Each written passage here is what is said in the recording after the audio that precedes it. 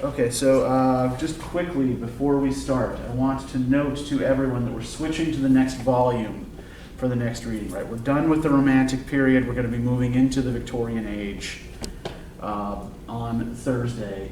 So you're going to be reading the excerpts from Thomas Carlyle's Sartor Resartus, right? That's what we're doing for Thursday. So does anybody have any questions about anything? Yes, go ahead, Valencia. The paper. Uh-huh. So when we get ready to write the first paper, is it going to be like the response paper but just bigger? Yeah, that's actually probably a good way to think of it. So we'll talk in more detail about the paper next time, and what's going to be expected and what the stages of writing the paper are going to be, right? So you're going to give me a proposal first, right? I'm going to comment on your idea and make some suggestions to you. And then the final paper will be due the following week, right? So, yeah, probably the best thing to do is take a response paper that you liked or that you think you did well on and try to expand on that, right? Try to build that into a larger argument. But yeah, we'll talk about the paper directions in more detail next time. So yeah, I hadn't forgotten about that. We are going to get there. But yeah, the instructions, if you want to look them over before we discuss them, are posted on Georgia View, right? So you can find them there. Any other questions about anything before we get started?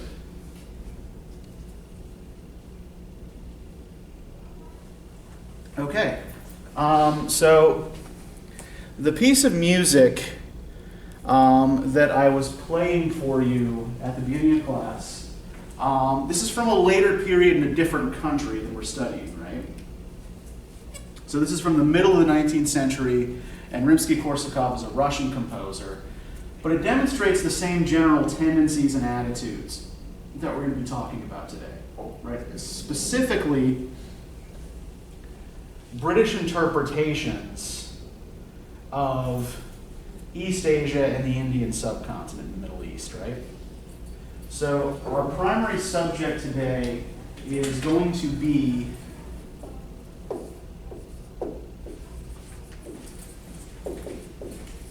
a way of thinking that comes into being in Europe in the 18th century called Orientalism.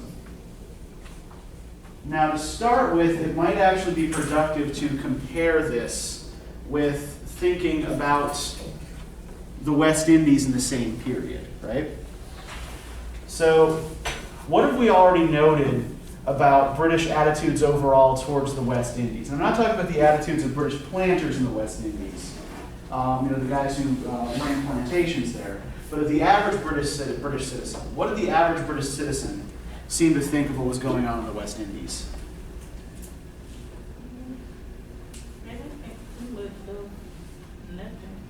Yeah, that's exactly right, Valencia. They really kind of didn't think about it at all, right? The West Indies, to the average Briton in the Romantic period, are pretty much invisible, even though they are hugely economically important, right? And some of that might have to do with the ugly realities of what was going on there.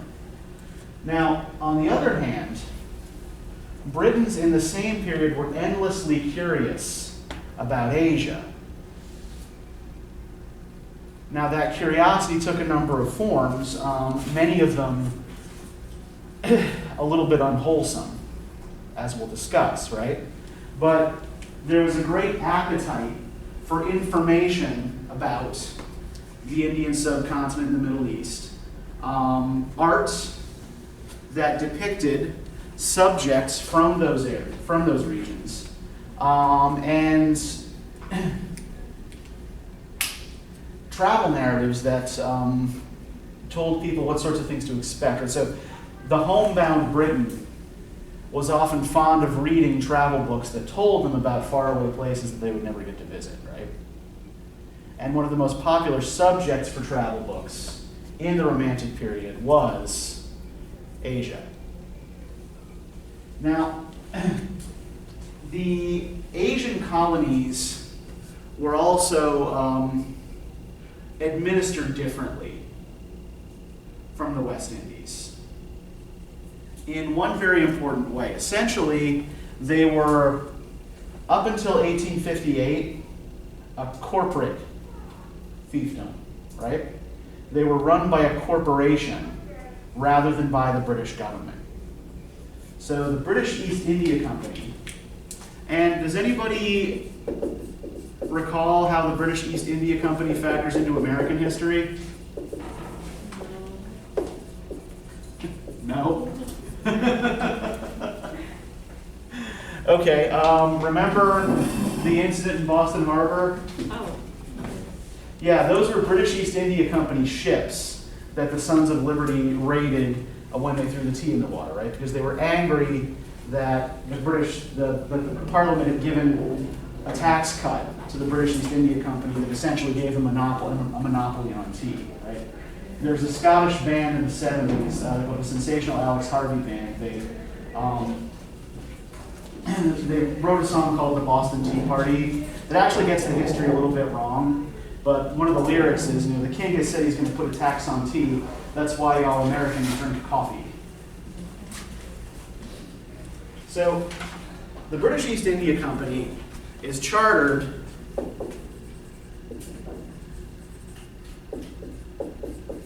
on December 31st, 1600. And the original purpose of this company was to try to undermine Dutch and Portuguese trading in India, which had already gotten underway.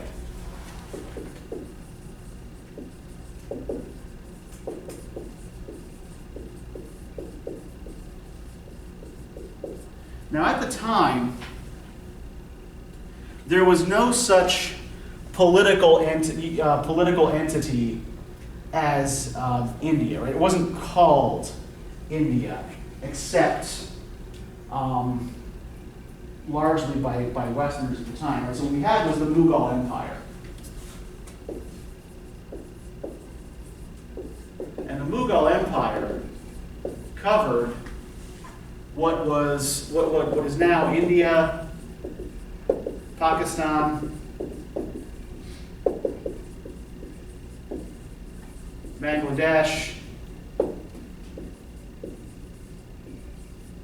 Nepal, and Afghanistan. So pretty much all of South Asia and a significant chunk of Central Asia, right? So this was an enormous territory full of resources and also quite wealthy, which was what attracted European traders to it. And initially, for about the first 150 years, the British East India Company's mission was relegated to trade. Their practices were often unsavory, but they didn't make any real attempt until the mid-18th century to exert strong political power in the country, right? Then in about 1757,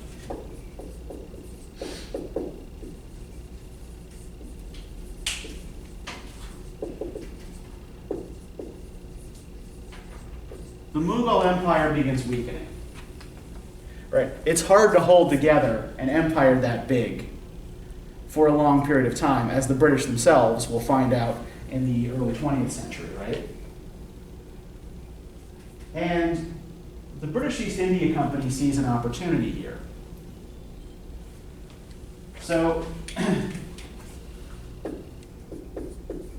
one of the things they do is form a private army, ostensibly to protect their trading interests, but they're also able to use this private army, which at one point is double the size of the official British army, to assert territorial claims as well. So they actually take over parts of the country.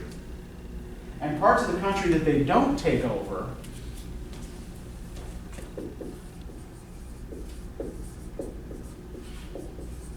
they dominate through puppet rulers.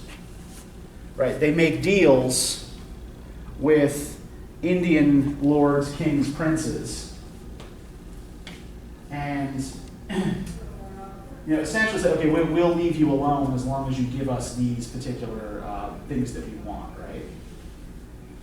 So, the British East India Company rules India for another 100 years after this, right? So, until 1858, in the aftermath of what comes to be called the Indian Mutiny, which we'll talk about in more detail in a couple of weeks. Right, essentially what happens is Indian soldiers who are employed by the East India Company revolt. There is violence and chaos across the country, and the Crown steps in and says, well, no more of this. We are going to assert direct control now. And they will continue then to exert direct control for almost another century. But we also have to know, too, the British East India Company, well, it's a private company. Among its major stockholders are the British royal family and several members of Parliament. So while it is a private corporation, right, much like the Royal Africa Company, the slave trading company that the British royal family was also invested in, right? It's not completely independent of government, right? And in fact, members of the government are using it to advance their own particular interests. So, the East India Company also had an interest in promoting British tourism in India. In part because they charged things like pilgrim fees to visit particular sites. And they charged these fees to native Indians as well, right? So there were, for example, certain religious Hindu religious pilgrimages and Muslim religious pilgrimages that the East India Company made money off of by charging pilgrims a fee to attend certain festivals, right? Ostensibly in exchange for security.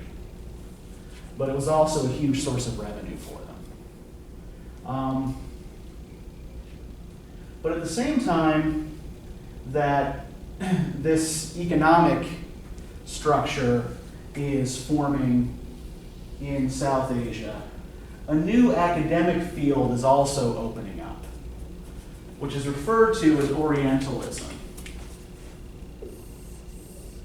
So Orientalism, when we're speaking strictly in terms of an academic discipline,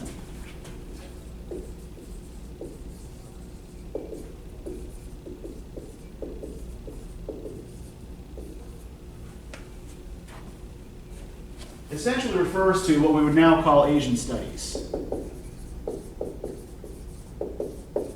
So Orientalists were Western scholars who specialized in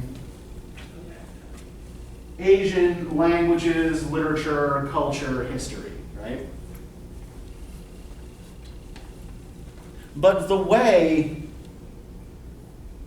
Western academics and writers constructed their vision of Asia tended to be to the advantage of the West and the disadvantage of the East, right? Now, the motives were not always completely impure. I want to take a look at Sir William Jones' short piece on page 926 here, right? So it's an excerpt from his book on the poetry of Eastern nations, right? So Jones is one of the original leading lights of this particular field of study, and he's also the father of modern linguistics.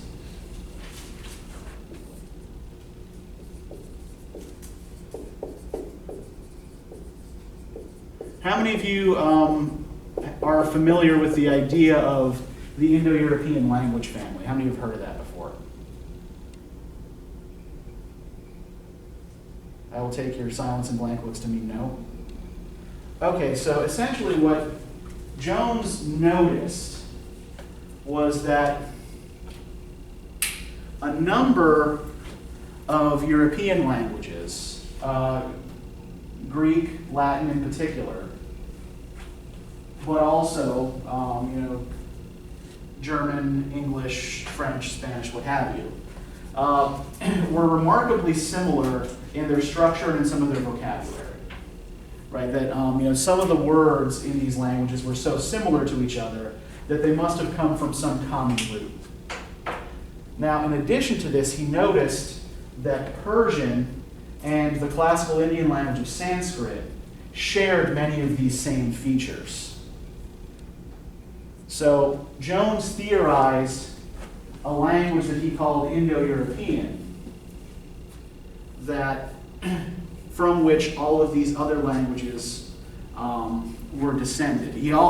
This also means, for Jones, that Europeans and South Asians and Persians are actually related to each other in the distant past, right? So he's trying to establish a link between these cultures as well as a link between these various languages, right? If we're all speaking languages that we're related to each other, then we must share some common cultural root, right? And this is very closely related, as you might have noted, to that theory of sympathy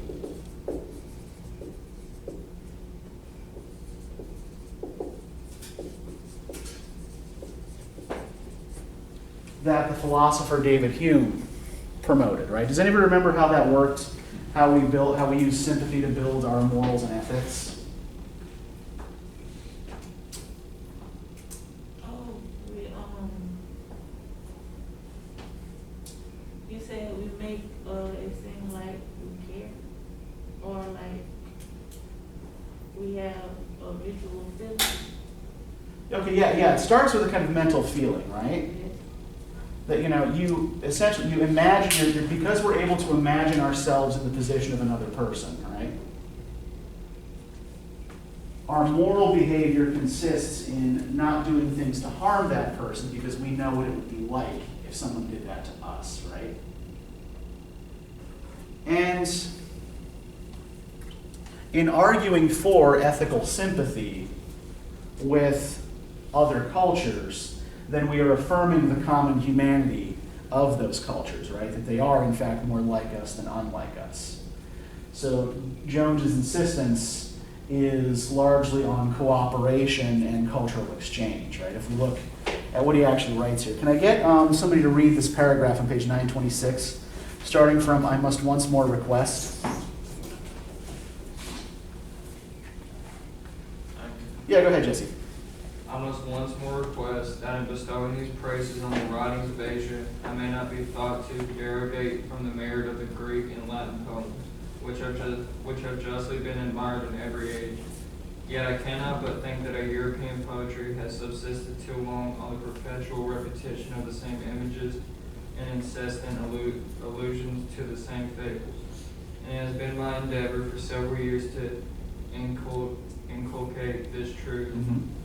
That if the principal writings of the Asiatics, which are reposited in our public libraries, were printed with the usual advantage of notes and illustrations, and if the languages of the Eastern nations were studied in our places of education where every other branch of useful knowledge is taught to perfection, a new and ample field would be open for speculation. We should have a more extensive insight into the history of the human mind. We should be furnished with a new set of images and similitudes, and a number of excellent compositions will be brought to light, which future scholars might explain and future poets might imitate. Okay, thank you. So what's the basic argument that Jones is making here? What does he want to see happen?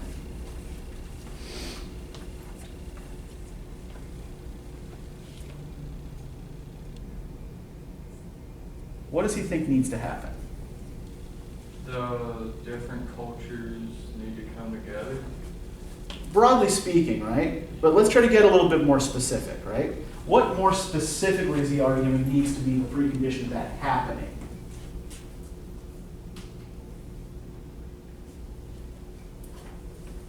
Is he trying to bring stuff to certain cultures, or? Well, what is he trying to bring to whom? Is he trying to bring the poems to someone or no? Okay, yeah, so he is talking about Indian poetry, right? And Indian language and literature more generally. So who does he think needs to study this? Who does he think needs more experience of this? Well, the Asians already have it, right? I think you mean mean like the Westerners. Yes, he is arguing, right, that instead of focusing all our attention on the ancient epics of Greece and Rome, which have been endlessly imitated, we can reinvigorate Western art and culture by looking to other models, right? So there's good and bad in this, right? On one hand, we have an example of what is now called cultural appropriation, right? That we can just kind of take bits and pieces from other cultures wherever we feel like it, without regard for their origins. But at least this is based in a notion of scholarship, right? A notion of study and understanding, right? So what is one of the things he thinks is a barrier to understanding Indian poetry in the West? What do the volumes of Indian poetry that appeared in the West lack?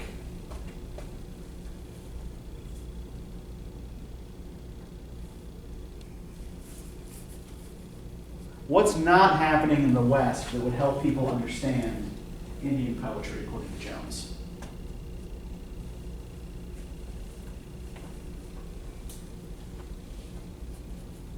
Taking an interest in the culture. Okay, but yeah, and he's trying to awaken interest in South Asian culture specifically, right? But do we have scholars, according to Jones, who can speak the languages? No, we're not studying the languages, and usually, if you get translations from Greek or from Latin, right, it comes with copious footnotes, right, to explain all of the allusions that people might not immediately grasp, right, and all of the little cultural details that people might not immediately understand, right? And he's saying that we've not done this yet for what Sanskrit poetry has appeared in European languages, right? That this has not yet happened in the translation of Asian languages into English, into French, into Spanish, what have you, right?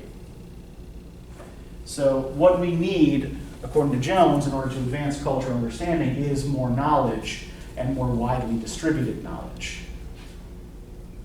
So essentially he's arguing that these Sanskrit poems should be treated just as we treat the old Greek and Latin epics, right? And that they can provide a new source of inspiration for reinvigorating Western language, literature, and culture. So this is the nicer face of Orientalism, right? This is the friendlier face. There's another face that tends to instead kind of offer up scenes from Asian life and Asian culture and Asian settings for consumption, right? And we get that in the art books that were published by Thomas and William Daniel in the earlier parts of the 19th, so like around 1810, right? So the Daniels, who were uncle and nephew, both were landscape painters, did travel through South and East Asia and witness scenes and paint them. And they published them in a volume called A Picturesque Journey. What was it? A Picturesque Voyage, yes.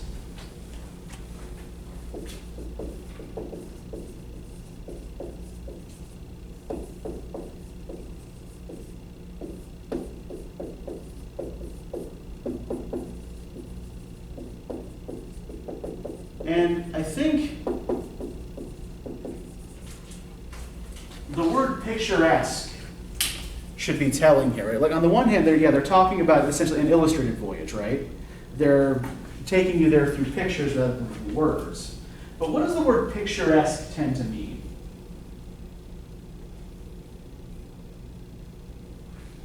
It's like a collage maybe? No? Not so much like a collage, right? When something is referred to as picturesque, Multiple photos? pardon? I was just saying multiple or a collection of photos or stuff or art. So what I'm trying to get at here is usually when we talk about something that's picturesque, right? The esque on the end of the word, right? If something is, say, picturesque or, Asian-esque or something like that, right? The idea is that esque means kind of Something like or similar to, yeah. So something almost like a picture.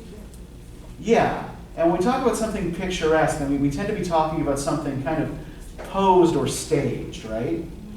The way like a portrait or an old-timey photograph would be, right? And it's sort of like the sort of thing that's kind of staged and set up for consumption. As indeed, like these pictures were intended for purchase by an English audience, and these didn't stay in books either. Like there were sets of china plates that became really popular in late Georgian England that had these pictures on them as well. In fact, you still might see, you might have relatives that have old china plates, right? They probably won't be illustrations from the Daniels on those plates, but it'll be the direct descendants of those illustrations, right? The Daniels basically kind of illustrate the design of it, they kind of set what the design template is for decorative plates for years to come. So I want to show you some of Thomas Daniels' watercolors, and I want you to tell me what you notice as common elements, and then we'll look at what he wrote about what he saw.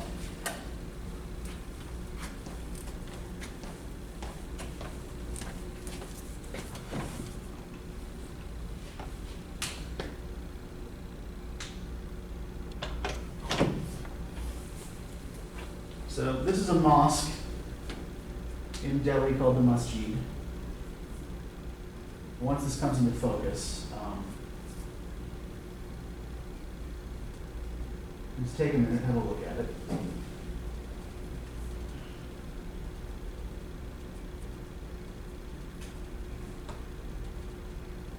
And remember, what you're going to be looking for here is common elements across the pictures, right?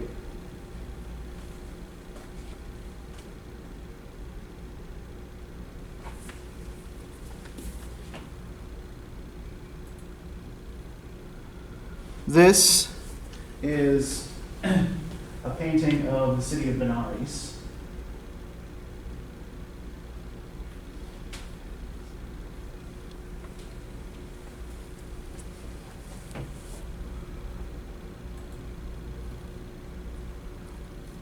An observatory at Delhi.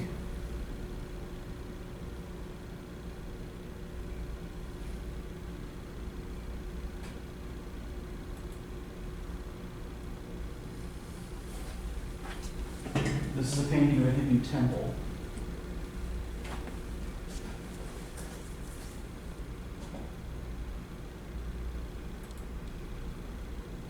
All right, that's not from the same.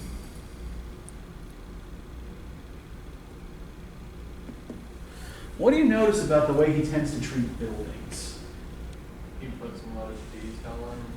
Yeah, they're highly detailed, right?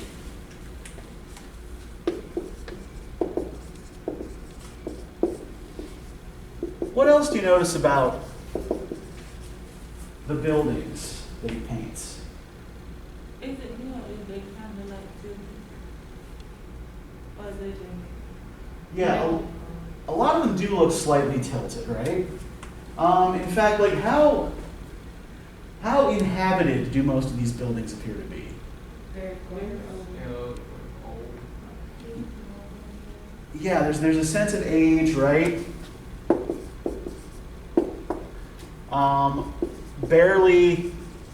inhabited, right? So he's a landscape painter, so it maybe makes sense that he is more focused on, right, land and buildings than on people, right?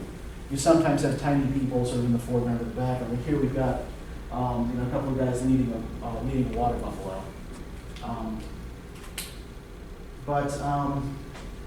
Yeah, like a lot of the buildings, even those that are in like urban areas, appear to be ruined, right?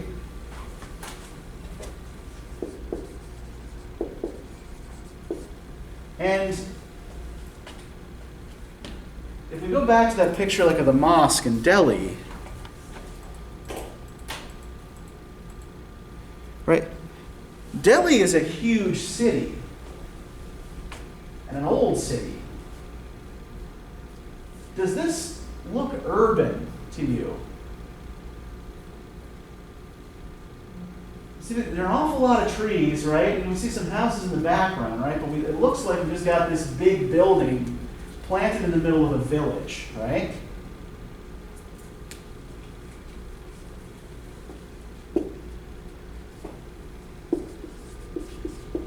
So the settings look rural even when they're not. And there are trees everywhere, right?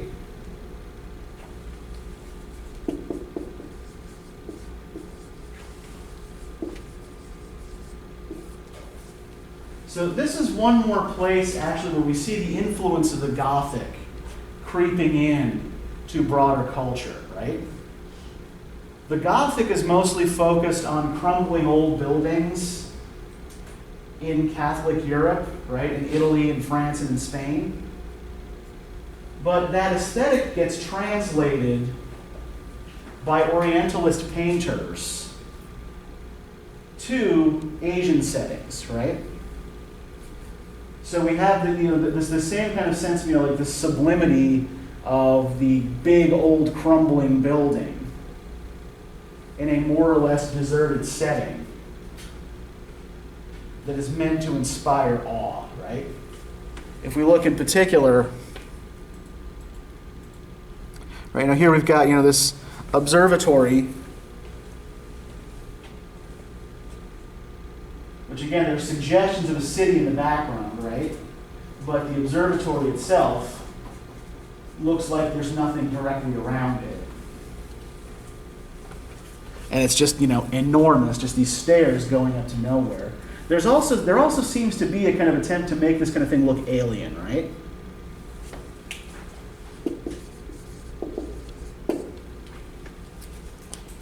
Right. There's deliberate attempts here at exoticization. Because again, remember what he's trying to do is give a Western audience something they're not used to. And the skies even look a little stormy in this one, right? As though there's some kind of disturbance coming. So Daniel is using the visual vocabulary of the Gothic in the service of conveying a picture of South and Central Asia to a British audience. Now let's look a little bit at what he says about this project in his preface to A Picturesque Voyage. Can I get somebody to read the first paragraph on page 933, from the earliest era of history? From the earliest era of history, the attention of Europe has been drawn to the East, whose fastidious people, vainly disclaiming kindred with other families of mankind, have been implicated in the fate of distant nations, and compelled to endure their unwelcome alliance or to enhance their suspicious friendship by a series of political changes in other quarters of the globe. These countries have been rendered subservient to the feelings or policy of Europe. Curiosity has penetrated the veil of history that so long enveloped their civil and religious systems and their pompous pretensions to antiquity Their venerable laws and institutions are not exposed to, how do you say that, sacrilegious scrutiny of strangers. It was an army. You can stop there, thanks. Okay, so let's look at the way Daniel constructs an idea of Asia in this paragraph, right? What's one of the first things he says here about Asian nations and their relationships with other countries?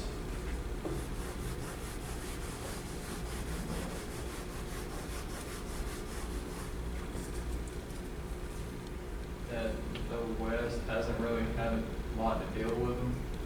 Okay, yeah, and why not?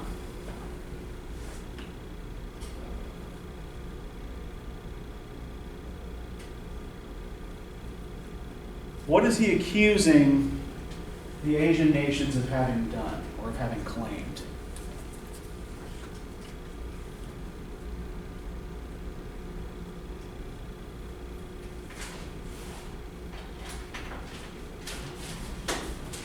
From the earliest era of history, the attention of Europe has been drawn to the East, whose fastidious people, vainly disclaiming kindred with other families of mankind, have been implicated in the fate of distant nations and compelled to endure their unwelcome alliance or to enhance their suspicious friendship. So what is he saying is the attitude of Asia to the rest of the world? Weird. Pardon? Weird. I'm sorry, I can't hear what you're I saying. said weird. Why weird? Do they not trust? Is like we don't trust Europe, or Europe doesn't trust us? Yeah, it's certainly like it disconnected, right? Yeah, he paints Asia as disconnected from the rest of the world, right? And some of this actually does have historical roots in the diplomatic policies of certain regimes in China and Japan that did close the countries off to foreigners, right? But it's certainly not universally true. For example, the Mughal Empire, for example, we know, had been engaging in trade with the British since 1600 and had been engaging in trade with the Dutch and Portuguese even longer. So he's suggesting here a kind of closed off attitude, right?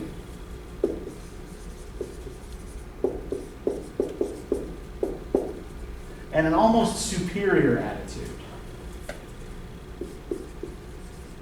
Right, when he talks about, pompous pretensions to antiquity, right? So, yeah, go ahead, Alex. The economies itself, they have their own agenda, Yeah, and that he promises through this book of paintings, right, to reveal this secret and mysterious land to you, right? And this is a very conscious and very old strategy, right? He's promising to reveal the mystery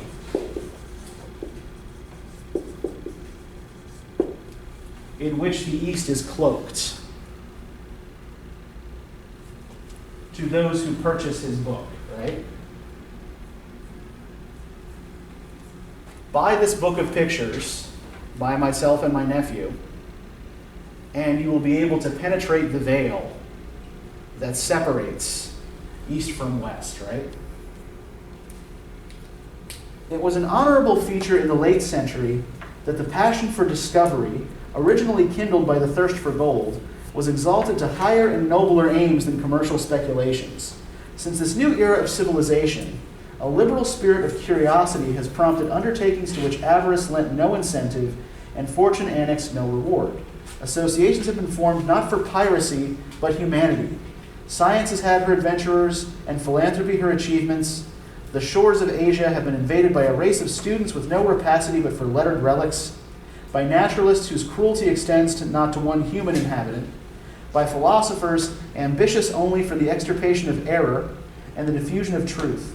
It remains for the artist to claim his part in these guiltless spoliations and to transport to Europe the picturesque beauties of these favored regions. So, how is he painting the mission of academics and writers and artists in Asia? What is he arguing they're doing? That it's not to make money, it's just because of their interest. Yeah, right, he's arguing that curiosity now is the motivation, right? But even with curiosity as the motivation, what does it sound like they're doing? Is there much in the way of exchange here in the way William Jones talked about? Yeah, this is all in the language of taking, right?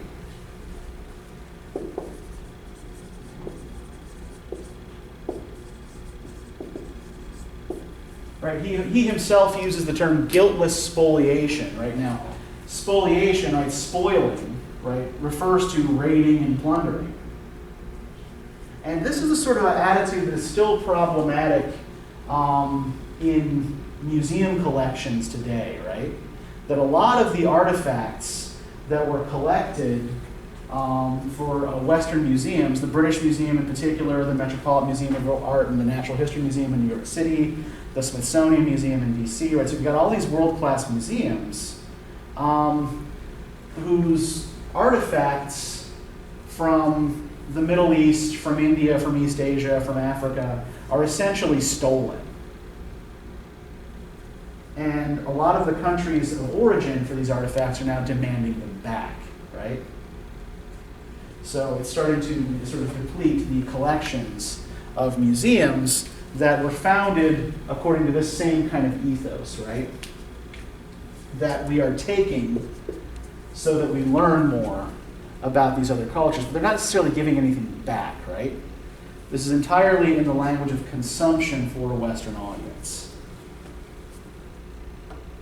And that's kind of what makes a lot of this work problematic, right? Is that it's based on Western assumptions and framed entirely for a Western audience, with the people often excluded from the picture, right? I think that's actually particularly telling, that the human figures in these paintings are always very small, not very much individualized, and are always kind of off to the side.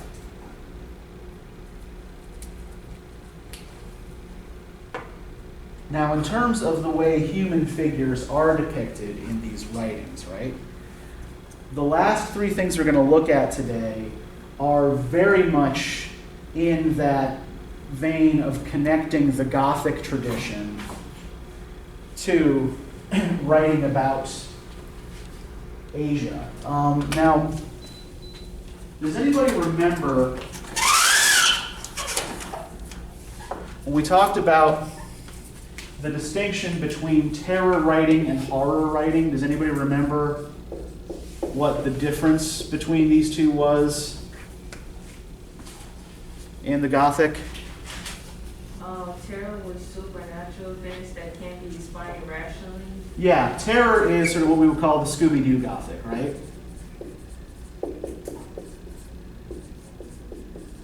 There's always a rational explanation, right? It's, you know, the old man who wants to haunt an amusement park for himself, whatever, dressing up as a ghost and scaring people. And what about horror? Supernatural events that are real. Yeah.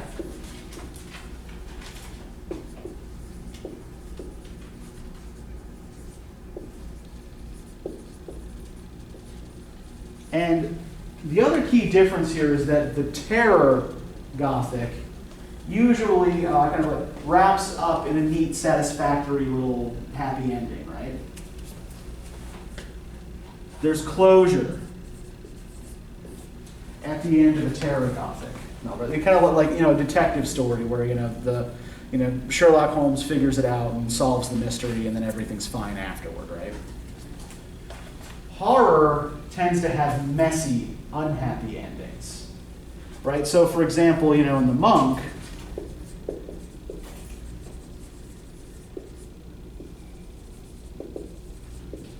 right, we have all of these, all of this magic and spell casting and demon worship. And it ends with Ambrosio the monk being dragged off to hell and thrown into a gaping chasm for all eternity, right? Most of the Indian subcontinent Gothic follows this pattern, right? It's closer to the horror tradition. And a lot of it has to do with misunderstandings of particular Hindu and Muslim religious practices, right? One of the big sources of horror is a figure that comes to be known in English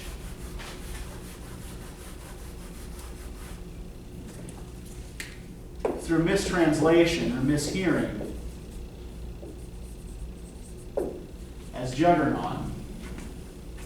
But the actual name of this figure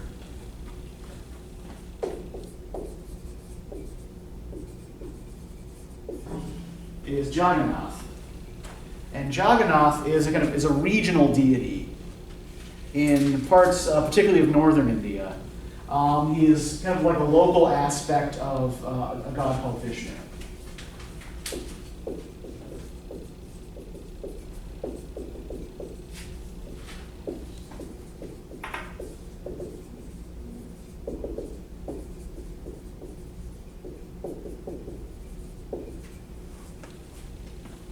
And there are these huge yearly festivals called Rath Yatra.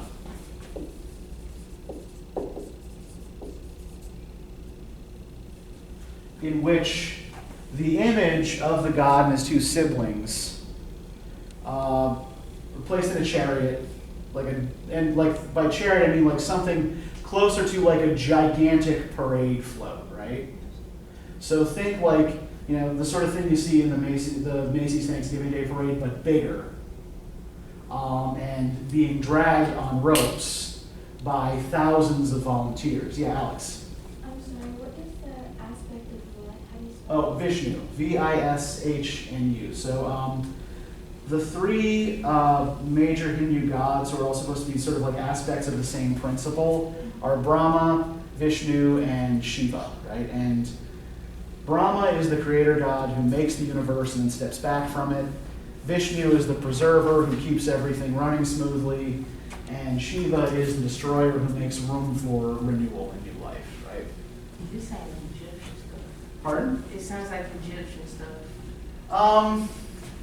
It probably doesn't have, like, its roots are actually probably closer to things in Greek and Roman religion than in Egyptian. But I mean, there is a lot of cross-cultural exchange that happens in those early cultures. But yeah, so where was I going with this? Right, okay, so the Jagannath ceremony has long been misinterpreted by Westerners. For one thing, there is this notion that people in the streets just jump in front of the idol to sacrifice themselves to it and be crushed by it, right? This is not true, right? This does not happen. There are also a number of descriptions of the ceremony that get the appearance of Jagannath wrong, right? So, for example, you might have noticed in Robert Southey's poem, right? If we look on page 935, right? Joy in the city of great Jagannath, joy in the seven-headed idol's shrine. Jagannath does not have 7 heads, right? So this is an indication that Southey has never actually seen this ceremony or this object, right? The 7 heads thing comes from the observations of an English traveler named William Butler in 1633.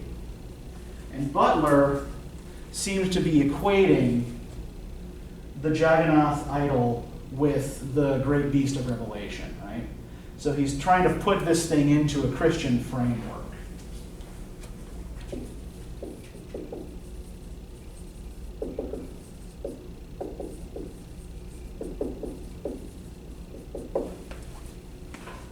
And indeed, Southey and Claudius Buchanan, who wrote the description of the ceremony that Southey is drawing on for his poem, seem particularly keen on making this ceremony look horrific, right? They are keen on, elevating what they regard as kind of like the violence and obscenity of the Rath Yatra. So, in Southey's poem, right, let's look at the basic plot here. So we've got a young and innocent maiden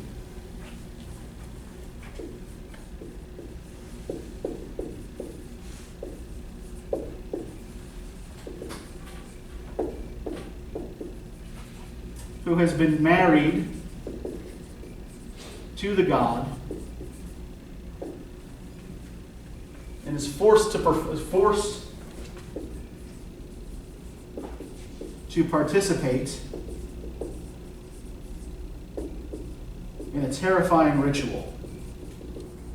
Right? She is forced to sit by the god's side as the chariot is pulled through the streets and the people do all sorts of horrifying things, right?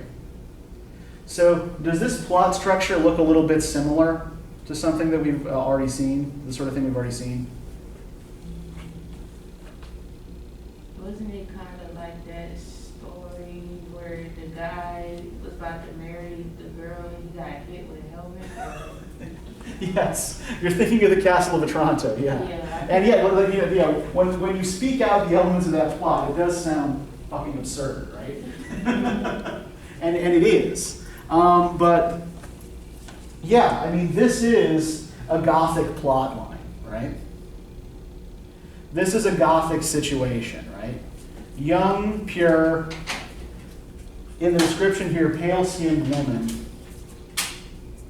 threatened by male figure, right? And forced to participate in horrific things. So is that kind of like Hades? What's the name? Persephone? Yes. I think that some of what's going on in the Gothic might be drawing on that tradition, right? Remember that the Hades and Persephone story is an old myth, right?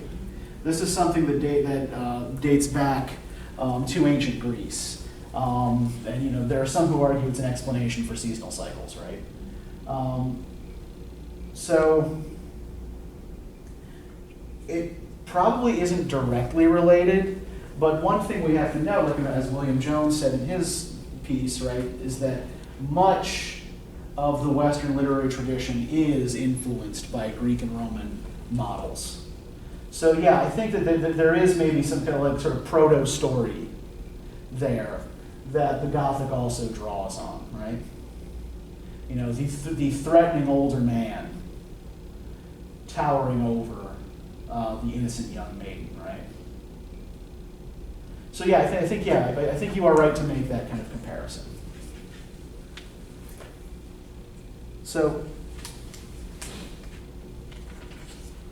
let's look here for a second at Claudius Buchanan's description of the ritual. And one thing we have to keep in mind here is what Buchanan's intent is and how it reflects changing attitudes in Britain towards India. So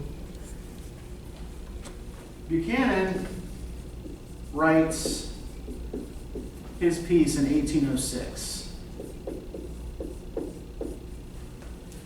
And Buchanan was an Anglican minister who worked for the British East India Company.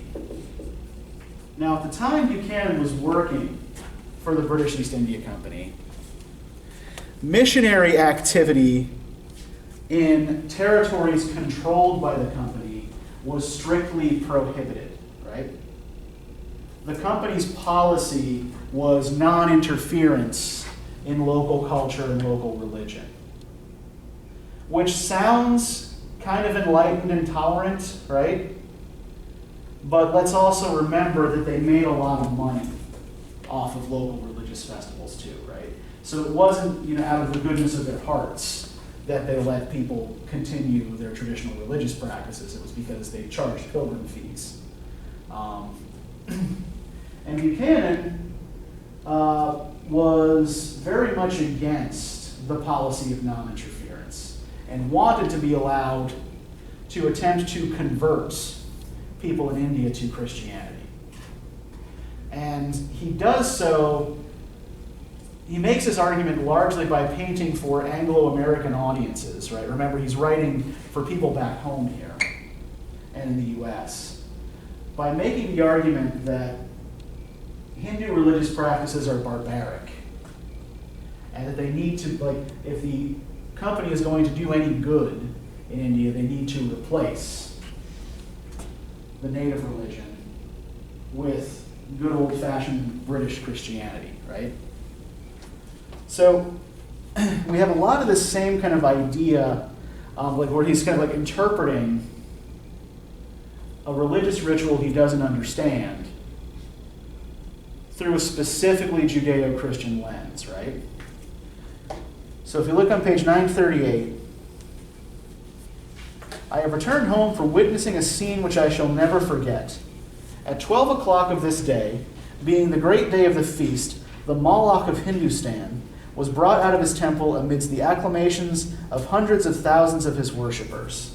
Now, why would he use the term Moloch here to describe this idol? What is he trying to suggest? Does anyone know who or what Moloch was in the Old Testament? Okay, so Moloch was a god worshipped by the Israelites' neighbors, the Ammonites.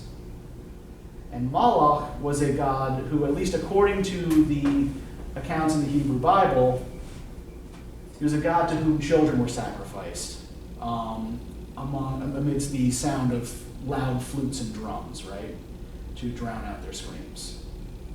And supposedly, sacrifices were given directly to the idol, which was kind of lit with a fire, right? They put people inside of it and burned it. So by comparing Jagannath to Moloch, right, what is Buchanan trying to accomplish? What is he trying to suggest about this ritual or about this deity? That it's not good at all. I mean, in the broadest sense, yeah, he's trying to suggest that this is a bad thing, right, a negative thing that people should not be doing. But yeah, he's trying to associate it with a religion that was associated with the enemies of the Israelites, right? This foreign faith that required not just human sacrifice, but child sacrifice, right? And he goes on to talk about, the hymns the people are singing to Jagannath as obscene, right? He talks about, the child in the street doing something obscene to celebrate the god, right? And the god approving of it. And yeah, his whole motive seems to be denigration of this particular religion. He wants to horrify people into allowing him and others like him to start doing missionary activity in India, right? To allow them to start evangelizing and converting people. So of course it's in his interest to paint up the horrors of this situation, but I'm not going to belabor this because we are running a little short on time, but he is drawing very much on the horror tradition of the Gothic, which is ironic given that Anglican churchmen typically weren't big fans of the Gothic. Right? It was remember that it was regarded as a bad influence, particularly on young middle-class women. Right? I think young middle-class women are where we're going to end this because the last poem I asked you to look at, the Letitia Elizabeth Landon poem, The Immolation of a Hindu Widow, is kind of where a lot of these themes come together, right? So this is the latest poem in this cluster. It's published in 1836, so technically after the Romantic period is more or less closed. So this is an early Victorian poem. But it's published in one of those gift books. Now what do we remember about the gift books? Or these literary annuals? You don't read them, you just have them for display. Okay, yeah.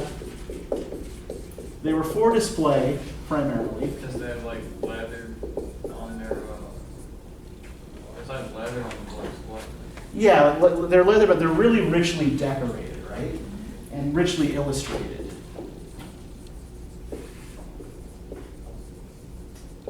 And indeed, the illustrations and the decorations often mattered more than the actual print contents, right? But who were these intended for? Who was the intended audience? If anybody was going to be reading these, who was it going to be? Women. Middle class women, yes.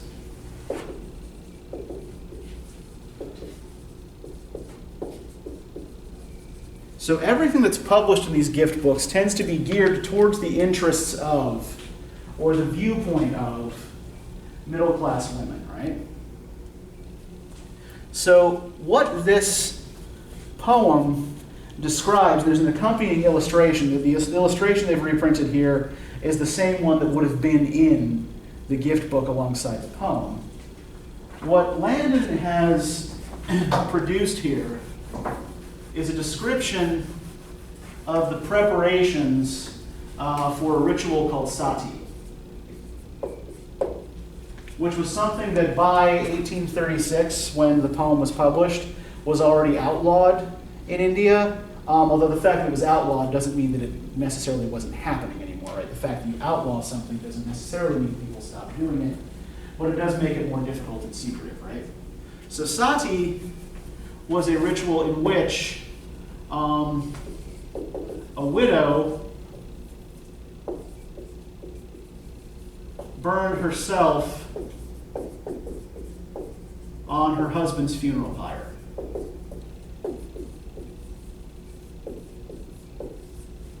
It's attested in India going back to about the 4th century BCE. And it also seems to have been primarily regional. Right? There are certain regions where it happened, certain regions where it didn't.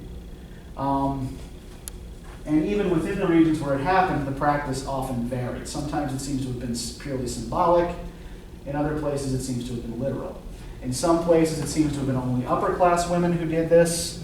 In others, it seems to have mostly been poor women, right? Or it seems to have been across all classes. So there's no kind of universal practice to hint to some. And it's one of the things that British audiences tended to find most shocking when reading descriptions of India. And so it becomes a big part of this Gothic imaginary of the East, right? So one of the things that Landon does here, if we look at the poem, does she make this sound like it's an old woman or a young woman who's doing this? If we look at the language here, right? Page 949. Gather her raven hair in one rich cluster. Let the white champak light light it as a star. Gives to the dusky night a sudden luster shining afar. Shed fragrant oils upon her fragrant bosom until the breathing air around grows sweet. Scatter the languid jasmine's yellow blossom beneath her feet.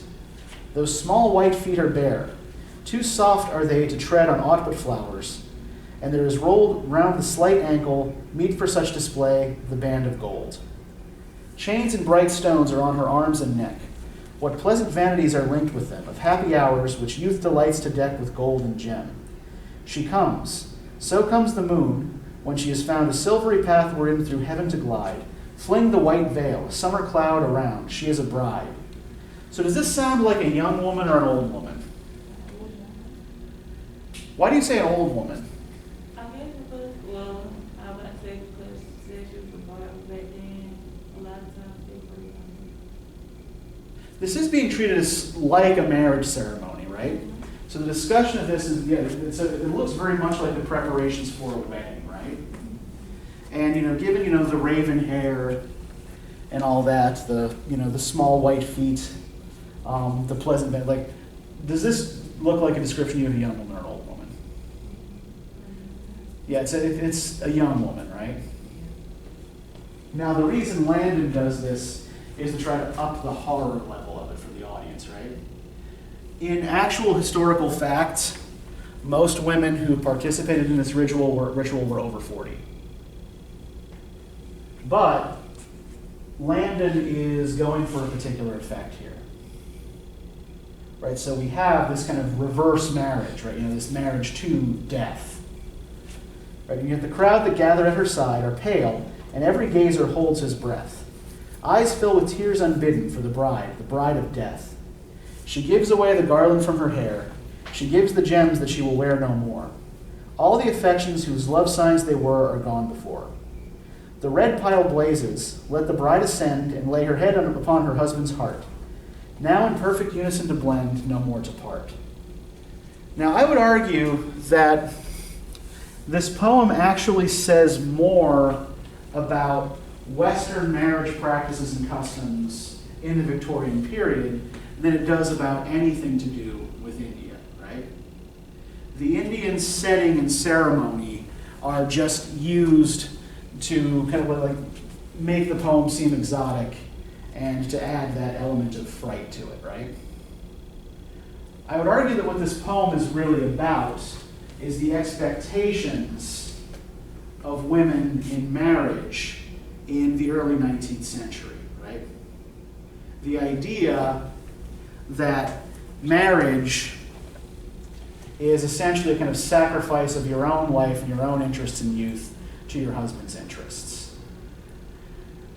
And one of the reasons I think that this is what the poem is actually about has to do, again, with the venue in which it was first published, right? If we think about who this is aimed at, right, the idea is to speak to their interests and their concerns, to speak to their lives, not necessarily to give them an accurate ethnographic description of an actual religious ritual, right? So it seems to be regarding conventional middle-class Western marriage as a kind of self-immolation.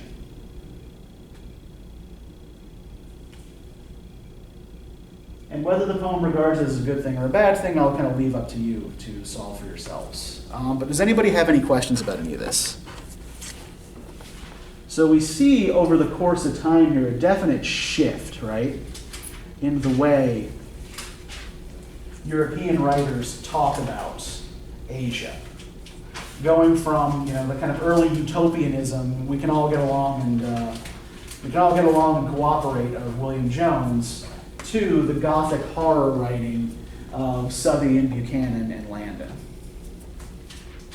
Yes, Kyla. So the story about the javelin, so they were, if I'm correct, they did end up killing like a whole bunch of people during this ceremony, if I'm correct. No, it's there was one of the, it's a kind of libel against Hinduism generally. The idea is that people threw themselves voluntarily in the path of the idol to be crushed, right? Mm-hmm. They did. Buchanan says they did. Yeah. Southey says they did because he's trying to create a scene of horror, right? He's a creative writer trying to add flavor to his poem. Buchanan says they did because he is trying to make this religion look bad, right? Yeah, because it was like when the Ponder's car rolls on and crushes all, so I just assumed that they were running over a bunch of people in the way. Yeah, well, remember too that Southey has never actually seen this ceremony. He's basing all of his work on observations from people like Buchanan. Right? Southey never actually visits India, so all of his information is secondhand. They were just over-exaggerating. Yeah, Southey is exaggerating for effect, for artistic effect. Buchanan is exaggerating for political and religious purposes. What were you going to say, Alex? So the idea of that event being like human sacrifice is just fiction. Yeah.